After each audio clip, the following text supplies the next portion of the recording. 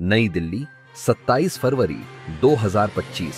सनातन संस्कृति के पुनरुत्थान और युवा पीढ़ी को भारतीय धरोहर से जोड़ने के उद्देश्य से अंतर्राष्ट्रीय मंदिर प्रबंधक परिषद (IMPC) एवं भगवा ऐप द्वारा भगवा त्रिशूल यात्रा का शुभारंभ होने जा रहा है।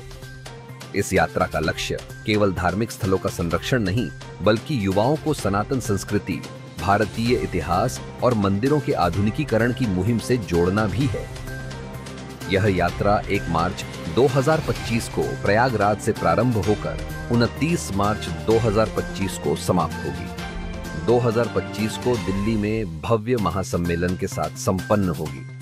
और साथ ही उनके बैठे हमारे राष्ट्रीय महामंत्री दीप सिखार जी, मेरे राइट हैंड साइड पे रोहन जी, जो राष्ट्रीय महामंत्री हैं। मैं बता दूं आपको, राजेश यादव जी एक बहुत बड़े इंडस्ट्रियलिस्ट हैं, लेकिन इनकी धार्मिक रुचि इतनी ज्यादा है, इन्होंने अपना 1 महीने का समय दान दिया। अनेकों धार्मिक संगठनों से जुड़े हुए हैं, एक बहुत बड़े इंडस्ट्रियलिस्ट हैं। और साथ ही साथ दीप सिहाग जी एक जाने माने उद्योगपति है, दिल्ली NCR के एक युवा एंटरप्रेन्योर है, जो खुद काफी युवाओं को प्रेरित करते हैं। आज तबियत नासाज है, लेकिन नियम के पक्के हैं, आप सभी के बीच बैठे हुए हैं।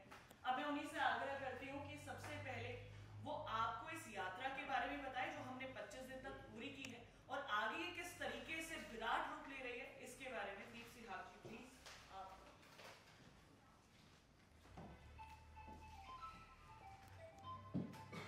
आप सभी मित्रों को मेरा नमस्कार। मेरा नाम दीप सिहाग है। इंटरनेशनल जो ड्रोन्स की कंपनी है, मैं उसका चेयरमैन हूँ। ये एक नॉन पॉलिटिकल यात्रा जो हमने की, इसका एक सबसे बड़ा उद्देश्य ये था कि जो हमारी आने वाली पीढ़ियां हैं, नेक्स्ट जनरेशन है, वो हमसे सवाल करती हैं कि भगवान का जो घर है, ये भगवान था क्यों नहीं। मेरी शादी एक सिख परिवार में हुई, तो मेरा बच्चा जब मेरी वाइफ के साथ गुरुद्वारे जाता था और 4-5 साल का था, तो मैं भी उसको एक दिन महाशिवरात्रि के दिन शिवालय ले गया। तो उसने बोला, पापा ये क्या है? तो मैंने कहा, बेटा भगवान का घर है। तो उसने पूछा कि ये भगवान का घर है, तो जब मम्मी लेके जाते हैं वो क्या है? तो वहां से एक चीज निकल के आए कि जो हमारी आने वाली पीढ़ियां हैं, कहीं ये तो नहीं कि जो मंदिरों में महाशिवरात्रि के दिन पानी, अनाज, प्रसाद, वो जो अव्यवस्थित रूप से हमारे पूजनीय भगवान के आसपास बिखरा रहता है, और हम तो जो कोई कुत्ता उसको खाने आता है तो ये बोलते हैं भगवान भैरव आए हैं।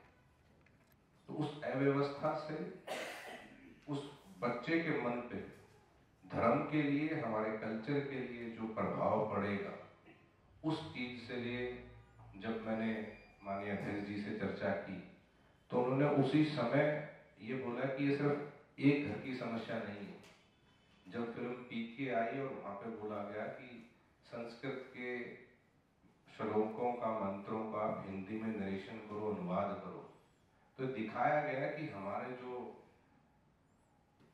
पूजा योग ब्राह्मण देवता है, वो संस्कृत में श्लोक करते हैं, लेकिन उनको बहुत जरूरत है कि उनके साथ साथ वो इंग्लिश में और हिंदी में उसको नरेट भी कर पाए। तो हमने एक उद्देश्य लिया कि पूरे देश में 7 लाख से ज्यादा गांव है, और हर गांव में एक एक पंडित जी तो ऐसा हो जो संस्कृत के श्लोकों को हिंदी या इंग्लिश में नरेट कर पाए। फिर एक बहुत बड़ा विषय आया कि पंडित जी भी आ जाएंगे, लेकिन मंदिरों की व्यवस्था ठीक एक बार में तो कोई भी करवा देगा, बहुत दानी सजन है देश में, लेकिन वो मंदिर अगर वहां पे नियमित पूजा नहीं हुई, लोकल लोग, लोकल यूथ वहां पे नहीं आए, तो वो जो एक बार की व्यवस्था है वो भी भविष्य में वही बन जाएगी जो आज के दिन है।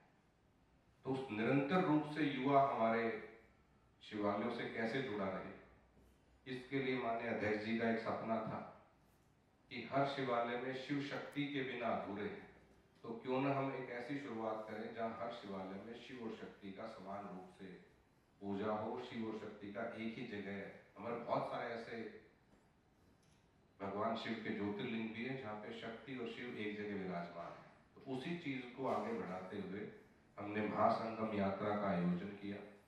महासंगम इसको इस बात से नाम दिया कि इसमें ऐसा था कि इसमें मुस्लिम लोग भी हमारे साथ थे, हिंदू लोग भी हमारे साथ थे।